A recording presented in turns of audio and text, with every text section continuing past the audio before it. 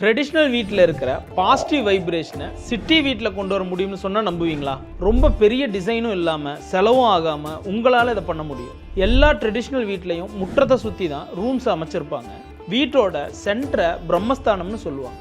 இப்போது இந்த பிரம்மஸ்தானத்தில் சன்லைட் வந்து விழுந்து அந்த சன்லைட் எல்லா ரூம்லையும் பெனட்ரேட் ஆகி இருக்கும். இதுதான் அந்த ட்ரெடிஷ்னல் வீட்டில் பாசிட்டிவிட்டிக்கான சீக்ரெட். நேச்சுரல் லைட்டுக்கு பயங்கரமான பாசிட்டிவ் எனர்ஜி இருக்குது. இப்போது சிட்டியில் கிராம்படாக இருக்கிற வீட்டில் முற்றம் வைக்காமல் எப்படி நேச்சுரல் லைட்டை கொண்டு வரதுன்னு 3 மெத்தட் சொல்கிறேன். 1. Glass sandwich panels. இந்த மெத்தடில் கிளாஸஸை 3 லேயராக, அதாவது இன்னர், அவுட்டர் அண்ட் கோர்னு ஒரு சாண்ட்விச் மாடலில் அமைச்சிருப்பாங்க. இதை வீட்டோட சென்டர் டாப்பில் கொடுக்குறப்போ சன்லைட் எல்லா ரூமுக்கும் போதுமான வரையில் கிடைக்கும். 2. Spotlight feel.